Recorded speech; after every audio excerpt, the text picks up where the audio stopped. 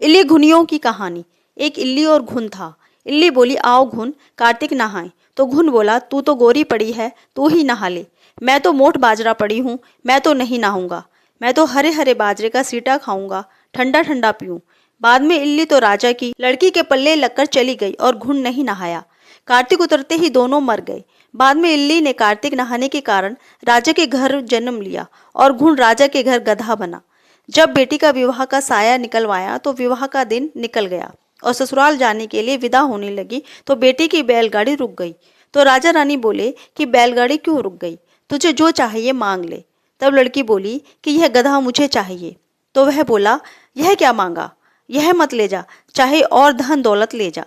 परंतु वह नहीं मानी और कहा, मुझे तो यही गधा चाहिए। तो वह गधा रथ के साथ बांध दिया गया। जब साथ बांध दिया तो वह फुदक फुदक कर भागने लगा। तब लड़की महल में जाने लगी तो उसे सीढ़ी के नीचे बांध दिया।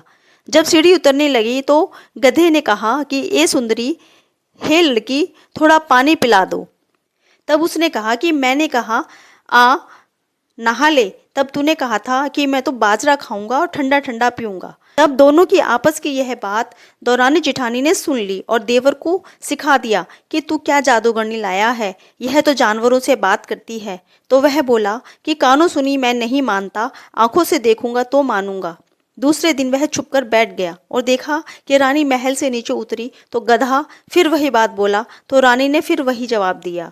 तब वह तलवार निकालकर खड़ा हो गया और बोला कि तू जानवर से क्यों बात कर रही है, तू बात बता दे, नहीं तो तलवार से मारूंगा। तब रानी ने कहा कि औरत का भेद मत खोलो। तब राजा ने कहा कि मैं तो पूरा भेद खोलूंगा। तब रानी ने कहा कि पिछले जन्म में मैं तो इल्ली थी और यह घुन था। तब मैंने कहा कि आ घुन, कार्तिक नहा ले, तो यह नहीं नहाया, जिससे यह गधा बन गया और मैं राजा के पल्ले से लगकर नहाई तो राजा के घर जन्म ले लिया।